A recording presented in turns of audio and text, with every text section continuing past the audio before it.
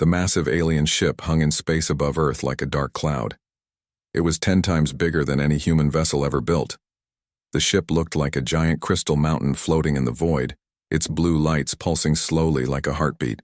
People on Earth looked up at their night sky and saw the alien craft blocking out stars. Admiral Jake Morrison stood in the conference room of Luna Station, Earth's primary orbital facility. He watched the alien ship through the large viewing window, his hands clasped behind his back. Jake was a tall man with gray hair and tired eyes.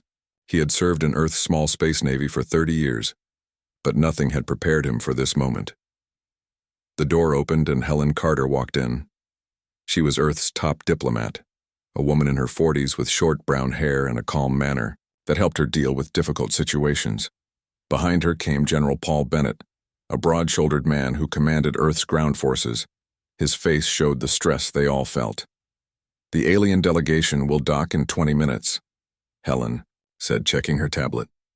They insisted on meeting face to face. Jake nodded. "Any word from our colonies?" "New Kansas and the other outer worlds are standing by," Paul replied. "But if these aliens have hostile intentions, our scattered fleets cannot protect 6 different star systems." The 3 leaders had been friends for years, working together to guide humanity's expansion into space. Earth now had colonies on 6 worlds, with 3 million people living beyond their home planet. It had taken 50 years of hard work and sacrifice to build their small interstellar civilization. A communication officer approached them. "Admiral, the alien vessel is requesting permission to dock." "Grant it," Jake said. 30 minutes later, the 3 humans sat at a long metal table in the station's main conference room. The room felt cold and empty. Jake had ordered all non-essential personnel to other sections of the station. Only security guards remained, though their weapons would be useless against advanced alien technology. The door opened with a soft hiss. 3 aliens entered the room, and the humans tried not to show their shock. The lead alien was 9 feet tall and made of what looked like living crystal. His body was translucent blue, with light moving through it like electricity through water. He had no face as humans understood it, just a smooth surface where eyes and mouth should be. When he spoke, the voice came from everywhere and nowhere. "I am Ambassador Velthar of the Galactic Council of 12 Worlds," the alien said. His voice was deep and cold. "I speak for civilizations that ruled this galaxy before your species discovered fire." The other 2 aliens were different. One looked like a giant insect with silver skin and 4 arms. The other appeared almost human but had purple skin and eyes that glowed white. They stood behind Velthar like guards. Helen leaned forward slightly. "Welcome to our system, Ambassador. I am Helen Carter, representing Earth's United Colonial Government. These are Admiral Morrison and General Bennett." Velthar moved closer to the table. When he walked, his crystal body made soft ringing sounds. "I have not come for pleasantries, human. I have come to deliver the will of the Council." Jake felt his stomach tighten. "What does the Council want?" "Your species has violated ancient territorial laws," Velthar said. "You have spread to 6 star systems without permission from the Council. This expansion ends now." Paul shifted in his chair. "We were not aware of any territorial laws. No one told us about a council when we began exploring space." "Ignorance is not an excuse." The insect-like alien spoke for the first time. Its voice sounded like grinding metal. "The Council has maintained order in this galaxy for 3,000 of your years." Velthar raised one crystal hand. "The Council has decided to be merciful. You will not be destroyed if you accept our terms." Helen pulled out a recording device.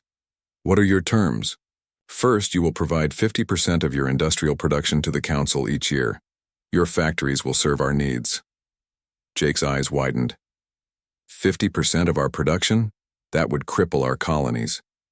"Second," Velthar continued, ignoring the interruption, 30% of your population will serve as workers in Council territories. We have need of laborers." Paul stood up quickly, his chair scraping against the floor. "You are talking about enslaving millions of people." "We prefer the term indentured service." the purple alien said, with what might have been a smile. Your people will be well treated if they work hard. Helen kept her voice steady. And the third term? Complete submission to council authority, Velthar said. Your military will be disbanded. Your government will follow council directives. You will expand no further into space. The room fell silent except for the soft humming of the station's life support systems. Jake looked at his two friends and saw the same thoughts in their eyes. These aliens were not offering terms. They were demanding complete surrender. How long do we have to consider this? Helen asked. 72 hours, Velthar replied. When I return, you will give me your answer. If you refuse, the council fleet will demonstrate what happens to species that defy our will. The alien gestured toward the viewing window. More ships appeared around the first vessel. Jake counted them quickly and stopped at 50. Each ship was massive, bristling with weapons that could turn Earth's cities to glass. Consider carefully, humans, Velthar said. The Council has destroyed 12 species that chose resistance, over wisdom. Your small fleet of cargo ships and patrol boats cannot protect you. The aliens turned and left without another word. The door closed behind them with a final hiss. Jake, Helen, and Paul sat in silence for several minutes. Finally, Helen spoke. They are not negotiating. They are dictating terms. 50% of our production and 30% of our people, Paul said quietly. That is not mercy. That is slow extinction. Jake walked to the viewing window and watched the alien fleet. The ships moved in perfect formation, their weapons pointed at Earth. We need to call an emergency session of the Colonial Council. Every governor, every fleet commander, every scientist. Jake, Helen said carefully. Our entire space navy has maybe 20 ships. They have at least 300. I know the numbers, Jake replied. But I also know something they do not. Paul raised an eyebrow. What do you mean? Jake turned from the window, his expression grim but determined. Dr. Lisa Hayes has been very quiet about her research lately. I think it is time we learned why, as the alien fleet settled into orbit around Earth. Jake Morrison made a decision that would change the course of galactic history. Humanity would not go quietly into slavery. Not while there was still hope, still fight, left in the human spirit. The 72-hour countdown had begun. 3 hours after the aliens left Luna Station, Jake Morrison sat in a secure transport ship heading toward Titan. The small vessel moved quickly through space, past Mars and Jupiter, toward Saturn's largest moon. General Paul Bennett and Helen Carter sat across from him, all three looking tired and worried. I still cannot believe what they demanded, Helen said, staring out the window at the stars. 30% of our people as slaves. Paul shook his head. And 50% of everything we make. They want to break us slowly. Jake remained quiet. His mind was focused on Titan Station, humanity's most secret research facility. Very few people knew what happened there. Even fewer knew about Dr. Lisa Hayes and her team's work over the past 10 years. The transport ship approached Titan Station 2 hours later. The facility looked like a small city built into the moon's icy surface. Most of it was underground, hidden from scanning equipment and curious eyes. Solar panels and communication dishes were the only visible parts from space. Director Alex Cooper met them at the docking bay. Alex was a thin man in his 50s with nervous energy and quick movements. He had run Titan Station since its construction began 12 years ago. Admiral Morrison, Alex said, shaking hands quickly. I got your message. The council meeting has been moved to the secure conference room. They walked through long metal corridors deep underground. The walls were lined with thick armor plating that could stop almost any weapon. Emergency blast doors stood ready to seal sections if needed. This place was built to survive almost anything. The secure conference room was small and windowless. Dr. Lisa Hayes was already there, along with 3 other scientists Jake did not recognize. Lisa was a woman in her 40s with red hair and intense green eyes. She had been Earth's top scientist for 15 years. Lisa, Jake said, sitting down across from her, we need to know what you have been working on. All of it. Lisa looked at Alex, who nodded. Before I begin, you must understand that everything I tell you is classified at the highest level. If this information gets out, it could start a war. We may already be at war, Paul said grimly. The aliens gave us 72 hours to surrender or face destruction. Lisa took a deep breath. 10 years ago, a mining ship found something in the Kuiper Belt. Not an asteroid or comet. It was a derelict spacecraft of unknown origin. She activated a holographic display in the center of the table. The image showed a sleek black ship unlike anything humans had ever built. It was long and narrow with smooth curves and no visible weapons. The ship was dead, Lisa continued. No power, no life support, no crew. But it was intact. We brought it here in secret and began studying it. Helen leaned forward. What did you find? Technology beyond our current understanding, Lisa replied. The ship's hull is made from materials we cannot identify. Its power source is completely alien, and its computer systems use quantum encryption we could not break. Alex spoke up. For 9 years, we learned nothing useful.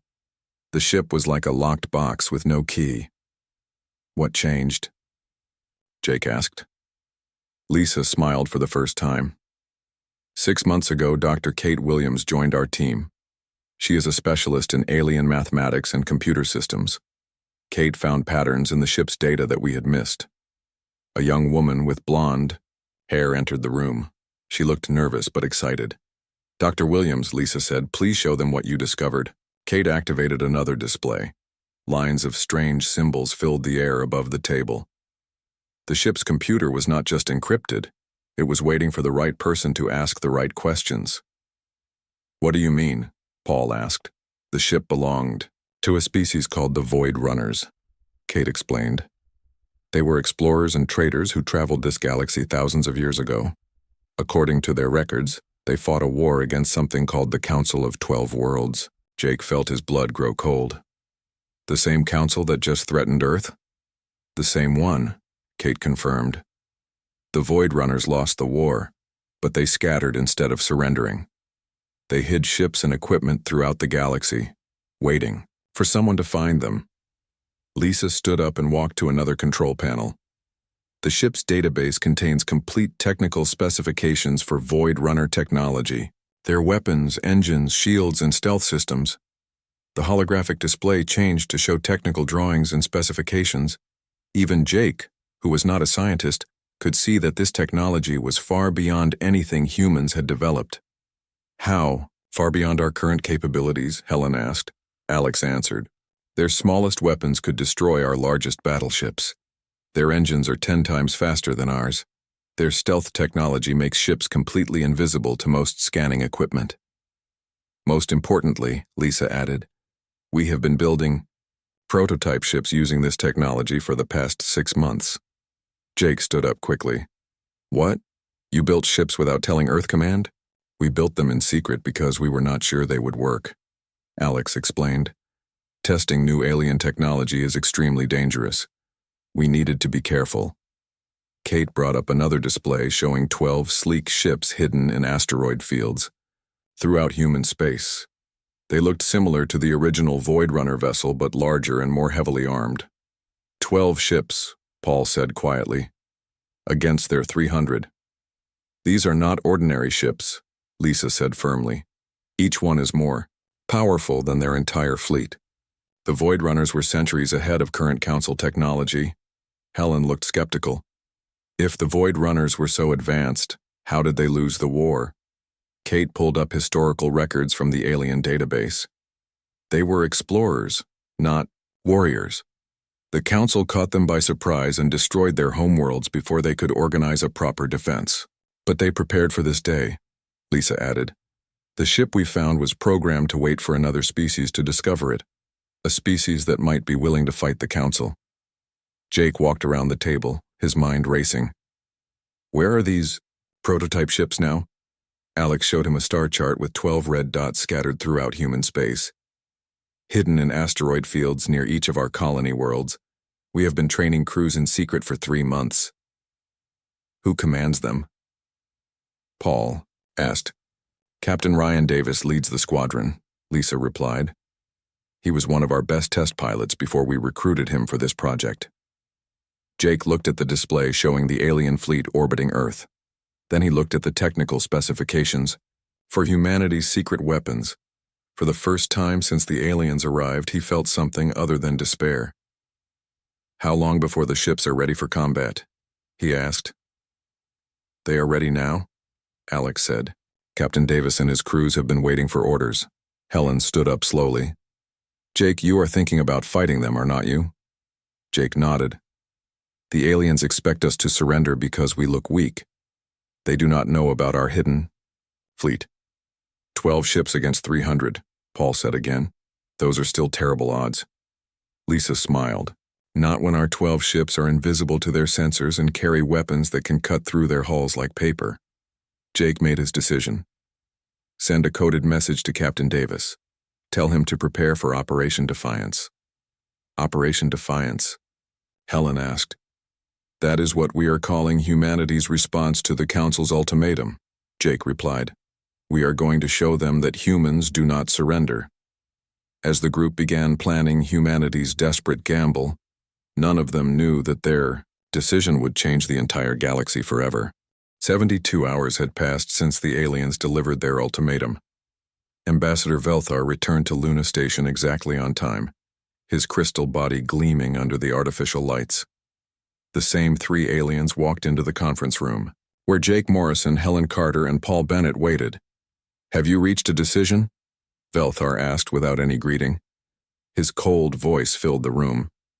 Jake stood up slowly. He looked tired, but his eyes were steady. We have reached a decision, Ambassador. Helen activated a communication device on the table. This message is being broadcast to every human colony, every ship, and every station in our space. Velthar's crystal form seemed to pulse brighter. You will announce your surrender publicly. Good. Other species will learn from your wisdom. Jake stepped forward and looked directly at the alien. The United Colonial Government rejects the Council's ultimatum completely. The room fell silent. The insect-like alien made a clicking sound of surprise. The purple-skinned alien's glowing eyes widened. We reject your demands for tribute, Jake continued, his voice growing stronger. We reject your claim to rule over humanity. We claim the right to exist as free beings in this galaxy. Velthar's body flashed with angry light. You dare refuse the Council? No species has defied us in 1,000 years. Then it is time for change, Jake replied calmly. Paul stepped beside Jake. Humanity bows to no alien authority. Any attempt to enforce your demands will be met with total resistance. Velthar made a sound like breaking glass. You have condemned your species to extinction. Your 20 cargo ships cannot stand against the Council fleet. Helen smiled slightly. You should not assume you know everything about us, Ambassador. The alien turned toward his companions. Begin orbital bombardment of their major cities. Make an example that other species will remember. The 3 aliens left the conference room quickly. Through the viewing window, Jake watched their shuttle return to the massive crystalline ship. Within minutes, the entire Council fleet began, moving into attack formation above Earth. On the bridge of the Council flagship, Velthar gave orders to his fleet commanders. Target their largest population centers first: New York, London, Tokyo, Moscow. Show them the price of defiance. 300 alien warships spread out over Earth's surface. Their weapons began charging with ominous energy buildup. On Earth, billions of people looked up at the sky and prepared for the end. But Jake Morrison was not afraid. He spoke quietly into his communication device. All stations, this is Admiral Morrison. Execute Operation Defiance immediately. Far away in the asteroid belt between Mars and Jupiter, Captain Ryan Davis received the message aboard his ship. Earth's Fury. The vessel was sleek and black, completely invisible to Council sensors. Around him, 11 other hidden ships received the same order. All units, this is Captain Davis, he said into his communicator. Operation Defiance is now active. Remember your training. Show them what humans can do. Ryan activated his ship's Void Runner technology. The Earth's Fury moved out of its hiding place among the asteroids, still completely invisible to alien sensors. The ship was fast and silent, like a ghost in space. Above Earth, the Council fleet prepared to fire their weapons. Velthar watched the planet below and felt satisfaction. Soon these stubborn humans would learn to respect Council authority. Fleet Commander, an alien technician, reported, "All ships report ready to fire. Begin bombardment," Velthar ordered. At that exact moment, 12 human ships appeared throughout the solar system. They materialized like magic, seeming to come from nowhere. The Council fleet's sensors had detected nothing until the moment. The ships revealed themselves. Captain Davis spoke over an open channel that every ship in the system could hear. "Council fleet, this is the human vessel Earth's Fury. You have threatened our home and our people. Prepare to face the consequences." On the Council flagship, alien technicians stared at their displays in confusion. "Ambassador, we are detecting unknown vessels. Their technology does not match anything in our databases." Velthar looked at the tactical display. 12 small ships faced his fleet of 300. "Destroy them quickly, then continue the bombardment." The Council ships turned their massive weapons toward the human vessels. Energy beams and plasma missiles filled space with deadly light. But something impossible happened. The human ships simply were not there when the weapons arrived. Captain Davis piloted Earth's Fury with incredible speed and precision. The Void Runner technology made his ship faster and more agile than anything the Council had ever seen. He dodged between enemy fire like a dancer, never staying in one place for more than a second. "All units begin attack runs," Davis ordered. "Target their command ships first." The 12 human vessels struck back with weapons the Council had never encountered. Beams of pure energy cut through alien hull armor like it was paper. Quantum missiles ignored enemy shields and exploded inside target ships. In less than 5 minutes, 50 Council warships were destroyed or disabled. The alien fleet, which had seemed invincible moments before, was in chaos. "How is this possible?" Velthar demanded. "Our shields should stop any primitive human weapons." His science officer studied the readings frantically. "Ambassador, these are not human weapons. The technology is completely unknown. It appears to be centuries ahead of our current capabilities." Captain Davis led his small fleet in another attack run. 3 more Council ships exploded in brilliant flashes of light. The human vessels moved like ghosts, appearing only long enough to fire their weapons before vanishing again. "Retreat.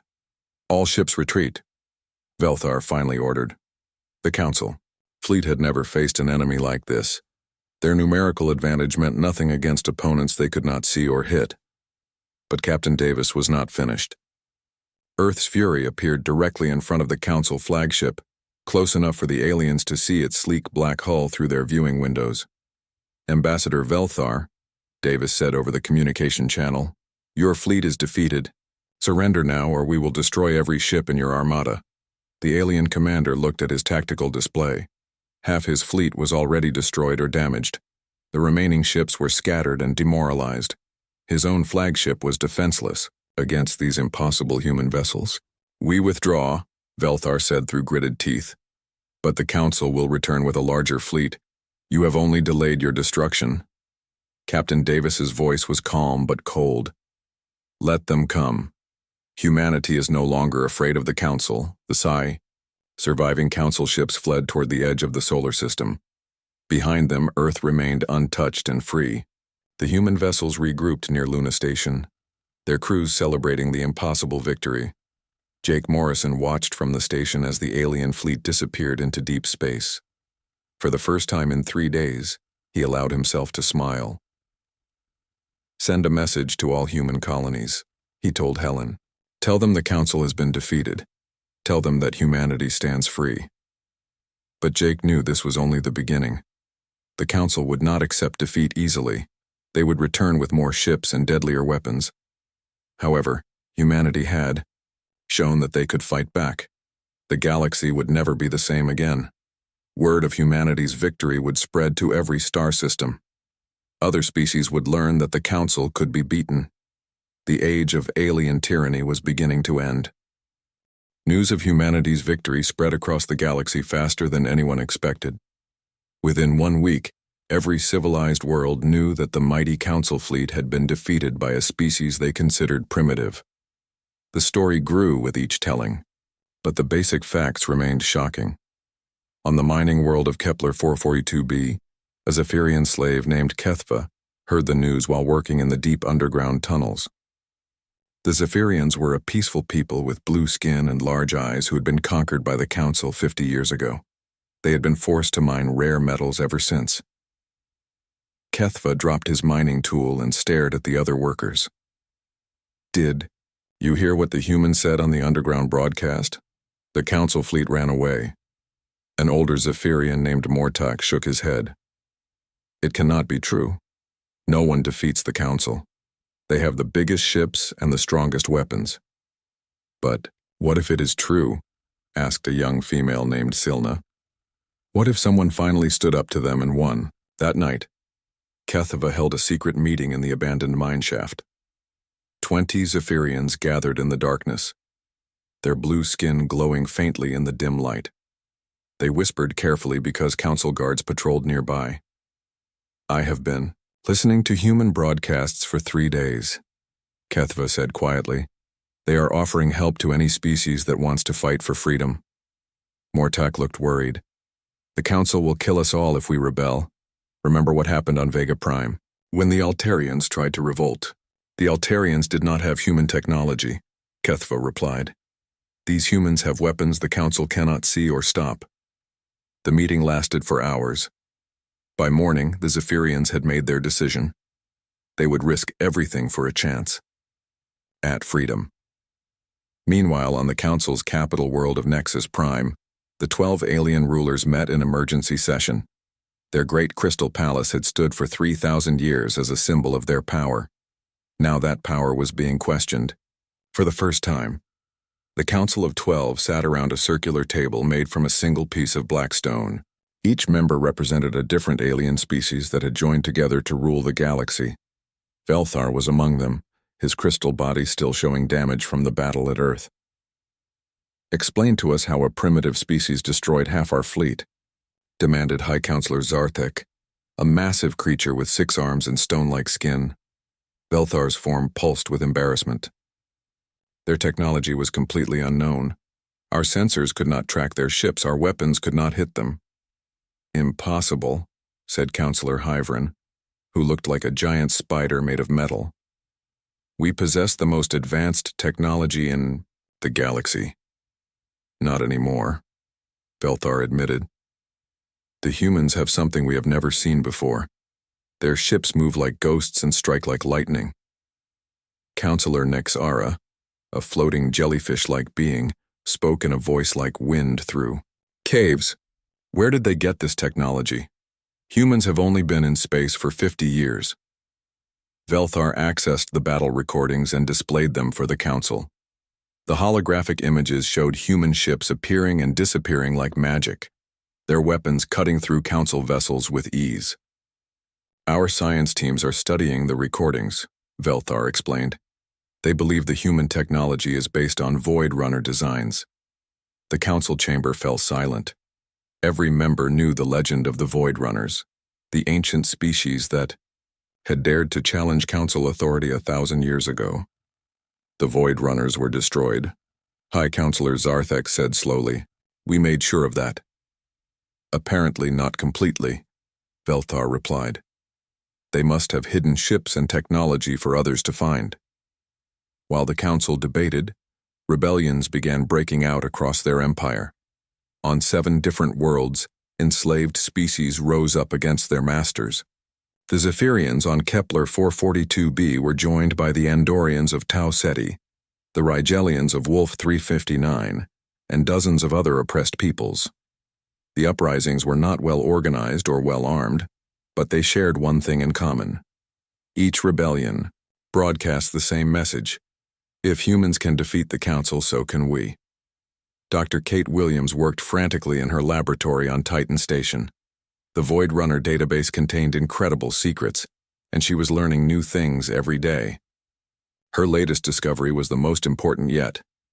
"Admiral Morrison," she called excitedly as Jake entered the lab. "You need to see this." Kate activated a holographic star map that filled the entire room. Hundreds of red dots appeared scattered throughout the galaxy. "What am I looking at?" Jake asked. "Void Runner cache sites," Kate replied. "The ship we found was just one of many. They hid technology and supplies on planets throughout the galaxy." Jake studied the map carefully. "How many sites?" "Over 300 that we know of, and each cache contains enough technology to build an entire fleet." Helen Carter and Paul Bennett entered the laboratory as Kate was explaining her discovery. They had been coordinating with human colonies and preparing for the Council's return. "This changes everything," Helen said, looking at the star map. "If other species can access this technology, the Council's technological advantage disappears completely," Paul finished. Jake made a decision that would reshape the galaxy. "Kate, prepare detailed instructions for accessing Void Runner caches. We are going to share this information with every species fighting for freedom." "Share it?" Kate asked in surprise. "This technology could give us complete control over the galaxy." "That is exactly what the Council thought," Jake replied. "We are not going to replace one tyrant with another. Freedom means freedom for everyone." Captain Ryan Davis received new orders from Earth Command later that day. His small fleet of 12 ships was being expanded. Human engineers were building more vessels using Void Runner technology, but that was not the important news. "Captain," Jake's voice came through the secure communication channel. "You are being assigned a new mission. We are sending you coordinates for Void Runner cache sites. Your job is to help other species access that technology." Ryan looked at his tactical display showing the locations of hidden alien fleets throughout the galaxy. The Council was gathering, ships from every corner of their empire, preparing for a massive counterattack against Earth. "Admiral, they are bringing everything they have," Ryan reported. "Intelligence estimates over 800 ships heading toward human space." "I know," Jake replied, "but we are not going to face them alone this time." On Kepler 442b, Kethva received a coded message from Earth.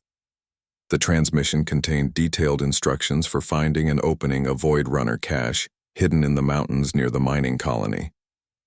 "The humans kept their promise," he told his fellow rebels. "They are giving us the tools to fight back." Within days, Zephyrian freedom fighters were armed with weapons and technology that made them equal to their Council oppressors.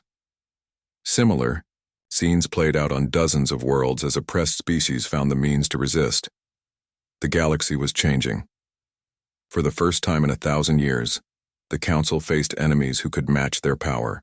The age of unchallenged tyranny was ending, replaced by something new and dangerous.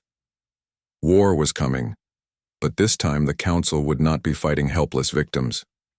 They would be facing an alliance of free peoples armed with the most advanced technology in the galaxy. Jake Morrison stood on the observation deck of Luna Station and watched human ships patrol Earth's orbit. More vessels arrived daily as the colonies sent reinforcements.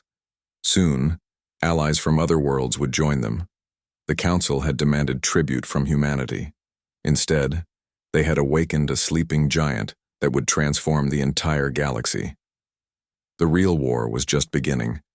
6 months had passed since humanity's first victory against the Council. The galaxy was no longer the same peaceful empire it had been for 1,000 years. 47 species had declared independence from Council rule, forming the Free Worlds, alliance with Earth as its capital. Admiral Jake Morrison stood in the command center of the orbital fortress Liberty Station, which had been built in Earth's orbit specifically for this war. Through the massive viewing windows he could see hundreds of ships from dozens of different species. Human vessels flew alongside Zephyrian crystal ships, Andorian biofighters, and Rigelian energy cruisers. "Admiral," reported Captain Ryan Davis, who now commanded a fleet of 30 human ships equipped with Void Runner technology. "Long-range sensors are detecting the Council's main fleet. They are 3 days out from the solar system." Jake studied the tactical display. 800 Council warships were approaching Earth in perfect formation. It was the largest fleet ever assembled in galactic history. Every ship the Council controlled had been gathered for this final battle. "How many ships do we have?" Jake asked. 216 vessels from the Alliance, Ryan replied. "But sir, we are still outnumbered 4-1. General Paul Bennett entered the command center with urgent news. "Jake, we have a problem. The Council fleet is not heading directly for Earth. They are moving toward the asteroid belt between Mars and Jupiter." Jake frowned. "Why would they go there?" Dr. Kate Williams, who had become the Alliance's chief technology officer, answered, from her workstation. "Because they learned from their last defeat. The asteroid belt is where we hid our ships before.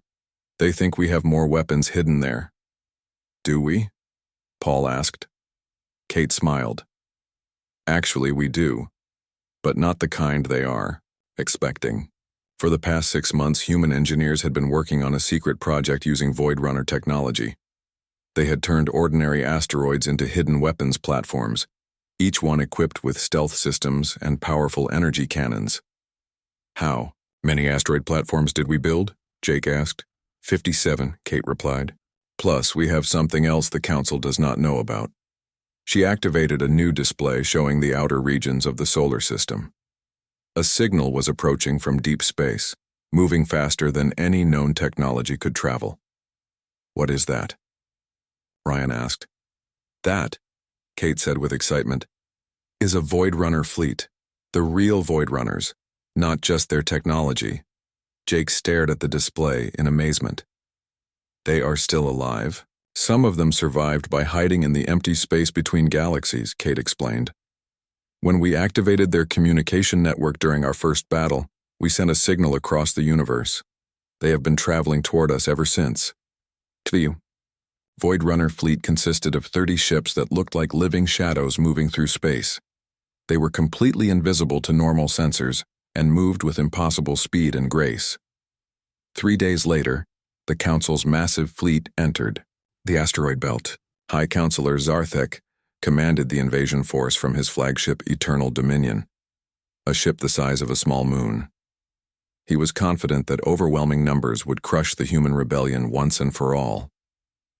"Begin scanning for hidden enemy vessels," Zarthek ordered. "Destroy any asteroids that show artificial structures." The Council fleet spread out through the asteroid belt, their powerful sensors probing every rock and ice chunk. They found the first weapon platform within an hour. "Target detected," reported the fleet's science officer. "Artificial structure, embedded in asteroid designation Alpha 7. "Destroy it," Zarthek commanded. The Council ships opened fire with their most powerful weapons. The asteroid exploded in a brilliant flash, but as it died, it sent a signal to 56 other hidden platforms throughout the belt. Suddenly, the asteroid field came alive with weapons fire. Energy beams and quantum missiles erupted from rocks. That had seemed completely natural moments before. The Council fleet found themselves trapped in a maze of hidden enemies. "Impossible," Zarthek roared as his ships began taking heavy damage. "How did they weaponize an entire asteroid field?" Captain Davis led the Alliance fleet into battle from the human ship Earth's Fury. The combined forces of 47 species fought together like a single organism, their different technologies working in perfect harmony. "All Alliance ships, begin attack pattern Delta," Davis ordered over the communication network. The Alliance fleet struck the Council forces from multiple directions. Zephyrian crystal ships used their natural energy abilities to overload enemy shields. Andorian biofighters released swarms of living projectiles that could think and adapt. Rigelian cruisers fired weapons that bent space itself. But the real surprise came when the Void Runner fleet arrived. The 30 shadow ships appeared throughout the battle zone like ghosts materializing from nothing. Their weapons were beyond anything either side had seen before. Single shots from Void Runner vessels destroyed entire Council battleships. "This is Fleet Commander Shendar of the Void Runner Collective," a voice spoke over all communication channels. The voice was ancient and filled with power. "Council of 12, your reign of terror ends today." Zarthek watched in horror as his supposedly invincible fleet was torn apart by enemies he could barely see. Half his ships were destroyed or disabled within the first hour of battle. "Retreat," he ordered desperately. All ships withdraw immediately. But Captain Davis was not finished. Earth's Fury appeared directly in front of the Council flagship, close enough for the aliens to see its black hull gleaming in the starlight. "High Counselor Zarthek," Davis said over the open channel, "surrender now and your surviving crews will be treated fairly."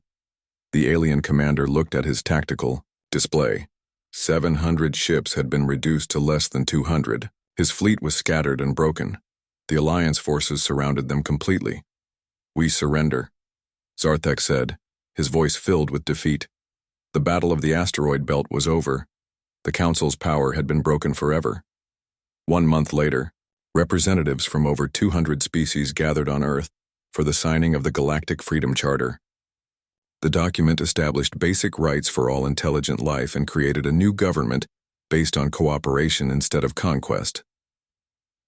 Jake Morrison stood before the Assembly as the first elected president of the Free Worlds Alliance. "Today we prove that no species, no matter how powerful, has the right to enslave another. The galaxy belongs to all of us." Ambassador Velthar, now a prisoner awaiting trial, watched the ceremony from his cell. The crystal being had seen his empire fall, and a new age begin. The age of Council tyranny was over, replaced by something unprecedented in galactic history: true freedom. On the agricultural world of New Kansas, human children played alongside young Zephyrians, Andorians, and dozens of other species. Their parents, former enemies, worked together to build farms and cities under an alien sun. The galaxy had been transformed. Humanity's reply to the Council's demand for tribute had indeed shaken the foundations of civilization. Not through conquest, but by proving that freedom was worth fighting for, and that even the mightiest empire could fall when people refused to surrender their dignity. The stars themselves seemed brighter now, full of hope for a better future.